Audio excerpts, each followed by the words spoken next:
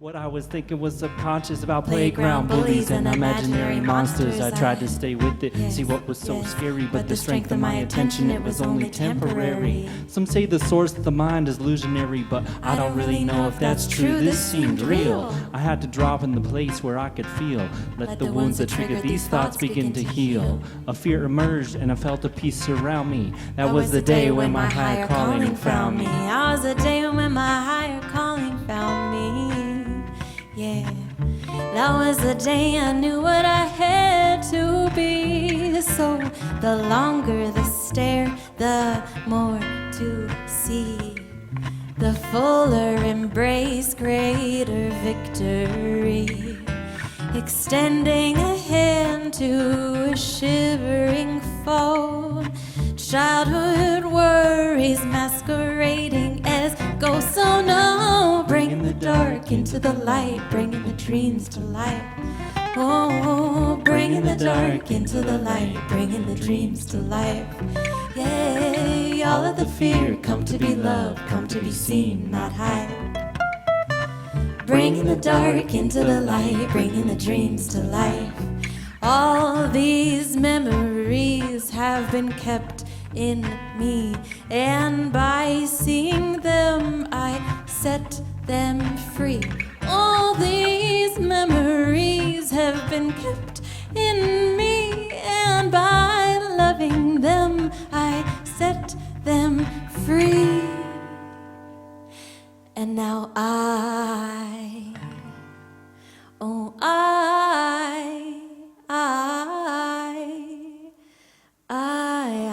am free.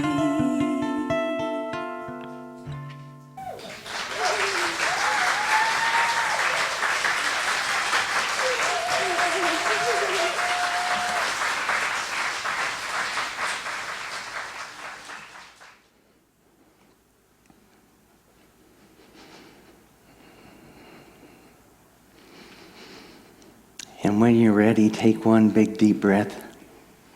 I'm going to start talking and ruin the whole thing. Our minds are going to engage.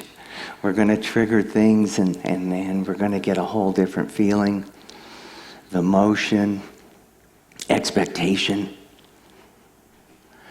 But that is the moment, and it's very powerful. In our work with the universe and our work with the spirit, to approach it in a way that is very neutral. That's what peace feels like. And we're not too, there's no depression, there's no lack, there's no want in that moment. And there's no real expectation or need or desire. Free of all those things, everything was just okay. And I like that. In August, we are talking about connection. And our connection with the universe is an interesting and complex and mysterious thing. And I would like to just talk and focus on one aspect, one facet of that relationship with the universe that is accessible to me. And if it's new for you, just write this out. If it helps, let it help. And if it doesn't, find it amusing. This is just one thing. In our world today, everything seems to be so set up and user-friendly, which means it's easier to use than to explain. And I think that is our relationship with the universe for sure. I was thinking about this today, and I was reminded of our friend Rick. You know Rick, music director, guy with the guitar, leader of the band, driver of the Winnebago. He wears many hats. And on his gentlemanly side,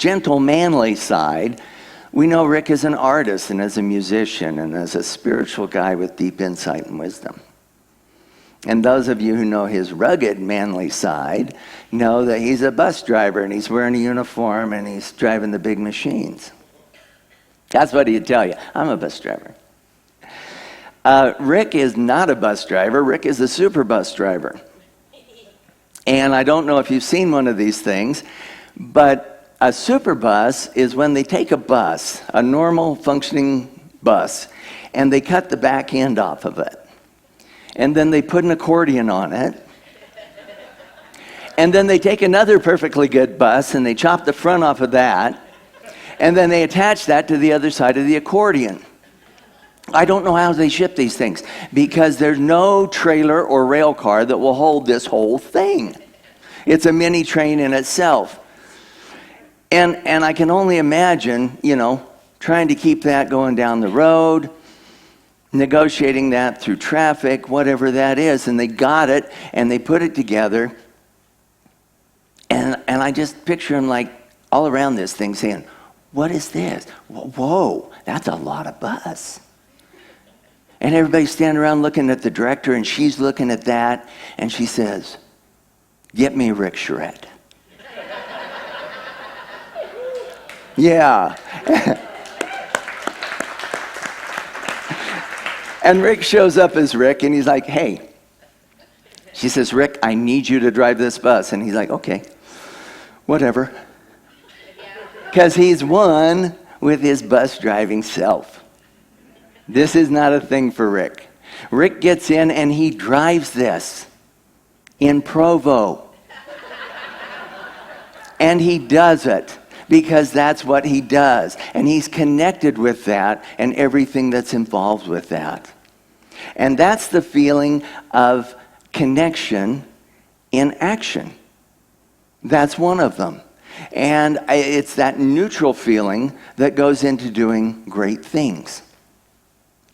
Your process may be different, but this is definitely one way we can look at that. And I want you to look at other ways where this neutral feeling shows up in your life. When I'm connected with the universe and my flash of inspiration comes, it doesn't come when I'm doing a treatment. It doesn't come when I'm listening to the music, because I get lost in that, and I just love that and celebrate that. It comes to me when I'm mowing the yard, taking a shower, washing the dishes, putting gas in the car. In those neutral moments, when I'm slightly focused and very open to everything else, the universe can send me the messages that otherwise I block with my emotions, my expectations, whatever it is. And I'm like, hey, that's a nice idea. That's pretty cool. Does that ever happen to you guys? Yeah. Just for transparency, I don't mow the lawn and I don't do the dishes. I'm sorry. There's going to be a talk at our house later. Those were examples. My thing, what I do is I don't even know how to say it. Is it Sudoku or Sudoku? That occupies my mind a little bit. That's my spiritual practice. It is. And the reason why is this feeling of connectedness, this being connected, is I am connected. There's no way that I am not connected. So to get to connection, I have to remove the distractions of my brain. And I gently distract it with a puzzle. And then the openness lets me get to neutral. And then I'm ready to start my day. And I say, okay, what's the best way to move ahead? What is my vision?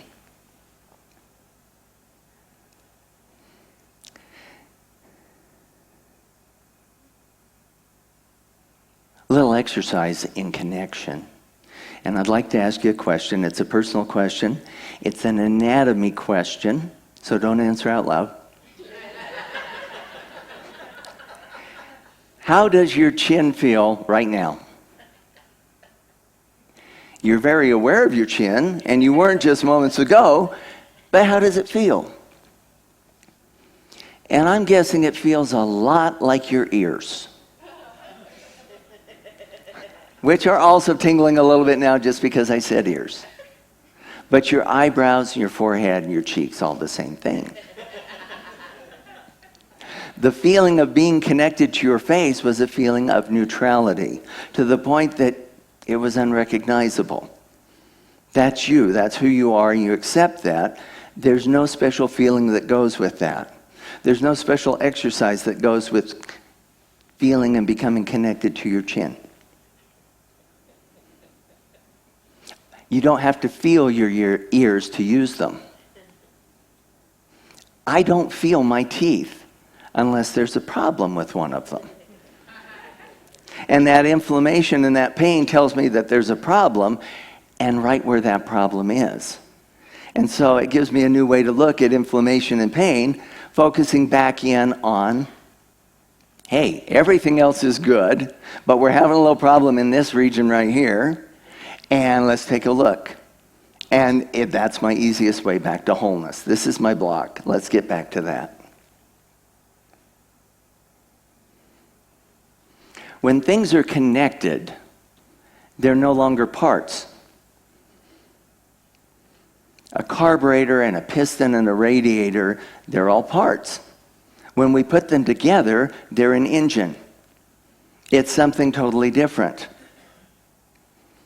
I like what Ernest Holmes said. The perception of wholeness is the essence of all healing.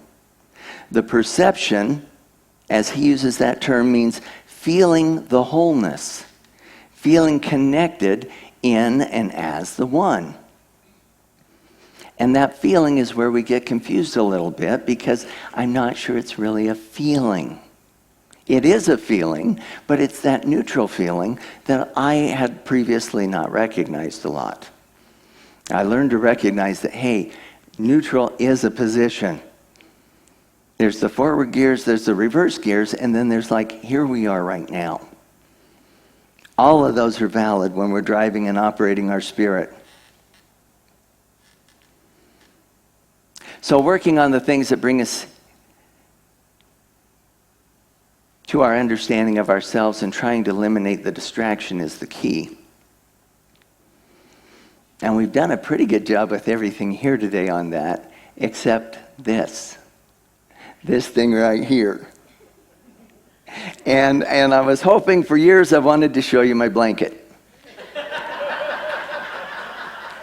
And today's the day. You're like, man, someone put a ratty old blanket on the podium. And yeah, we did. This is my gift blanket. Someone made this especially for me. It's a better gift than it is a blanket because it's very tiny. It's a craft blanket, and it was a project, and it is beautiful. I keep it because it is my model of the universe. And the universe is a tapestry throughout. And in the center, there's great order in the universe. There's peace, and there's this restfulness to it. There's order. Things are where they should be. Everything looks like it should be where it is. I like the colors of this blanket.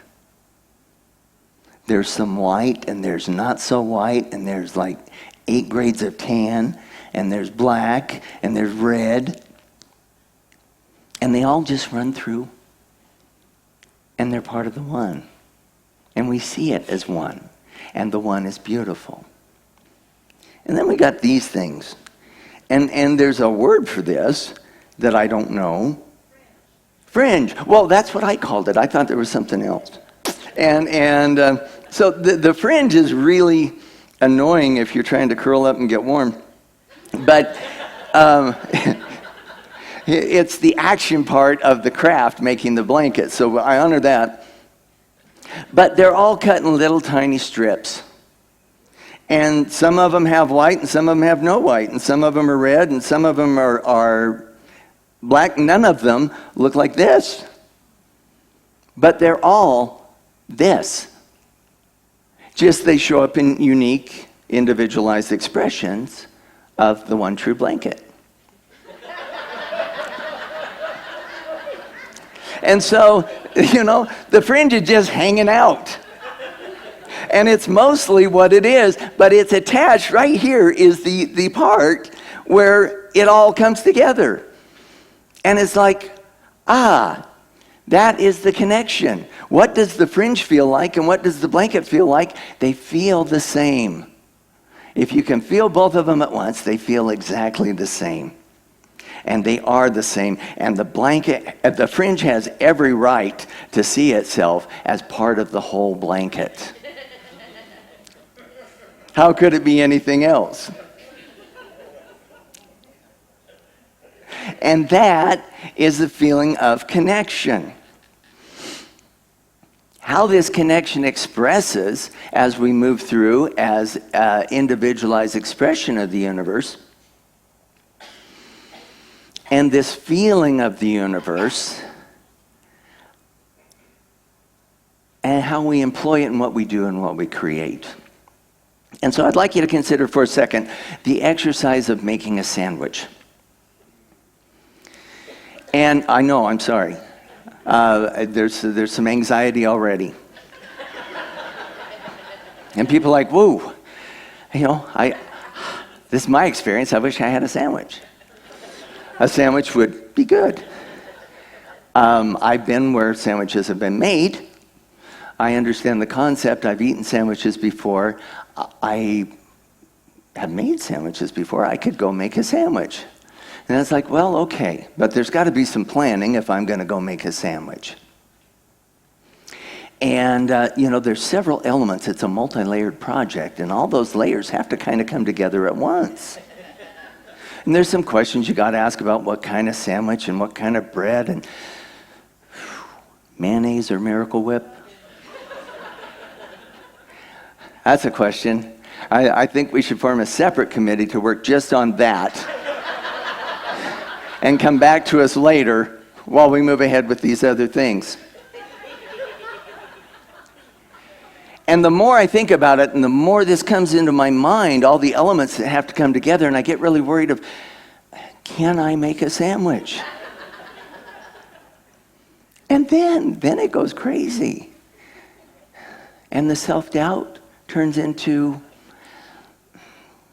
I don't know, self-loathing. Do I even deserve a sandwich?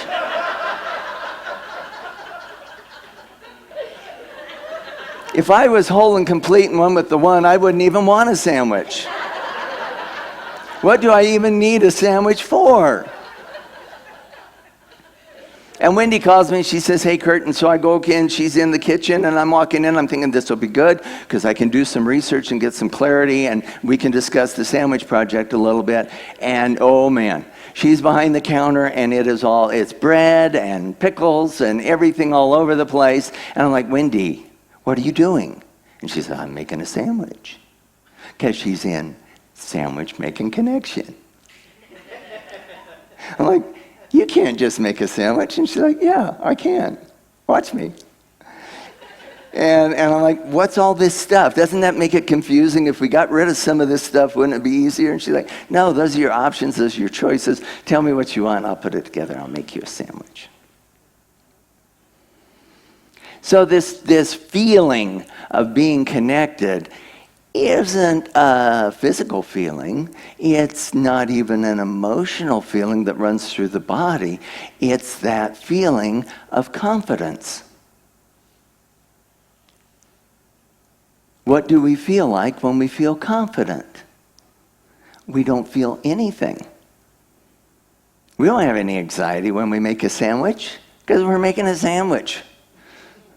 We know basically how it's going to turn out. We know we're going to be happy with however it turns out, and that it's, we have what it takes to make this happen right now. And that confidence is not anything we feel. When we try to feel confident, we get into trouble. And so it's as we practice and are gentle with ourselves and be one with this connection and let it come to us and through us, that we become confident in, this is just a thing, and I'm here just to do this. And it sounds easy when I say it like that, but not always. When I look back at this fringe, half of these, every other one, has a knot tied into where it's attached to the blanket. Curious thing, these knots, is they block the connection and the flow from the blanket to the fringe, from the big one to the tiny one. And the curious thing is, we know there's blocks, we know there's knots. Some of us are very naughty. But we take, yeah, I know, I had to do it. And looks like a little necktie up here, really is what it looks like. We tie these knots for our own protection. It's like, if I don't do this and protect this, I'm going to fall right off the blanket and become nothing. And so the thing that we use to preserve ourselves is the thing what keeps us blocked from the universe. So resting in, seeing these things, knowing these things, we can have the courage to work a little bit better. I have had the first 2 practice sessions of my life this summer, and they have been very enlightening. And it's about my blocks and my knots, and where they are and what they are and how they got there. And most surprising, who tied them in the first place. And I received a lot of love and a lot of understanding and a lot of brevity. There was great efficiency in that process that I loved and was well worth it. So recognizing that we are all one of the fringe, we're all one of the blankets, we're all hanging on, we're all doing our thing and blowing around. There is help available to us with the knots. Even if we create our own problems, we as a community help each other out of that. I love you guys so much. Thank you. Let's bring our practitioners up here and be one together again. Let's relax into that place deep, deep within us. It's not a place I'll call. It's not a place I'll go. I recognize that as part of me that has been here before I was. The most powerful, the most complete part of me, the one that needs the least protection, is buried under my fear and under my ego. Under the weather, under the traffic, under all these distractions. And oftentimes it gets lost in that pile. Doesn't get damaged. Doesn't get tossed away. Sometimes it's harder for me to get there than not. But most times I find it because I see yours shining. And your light and your spirit shines onto mine, and I find it in the glow and in the rubble, and I sort these things out and that they're no longer needed. Your help and my help together magnifies and compounds. And our union unites in us, giving us something greater than both of us either have. And that is the joined power of the entire universe.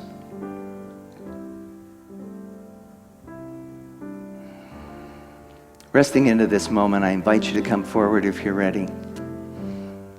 As we just feel our togetherness, our unity with the universe, the love and peace that pervades through all of it.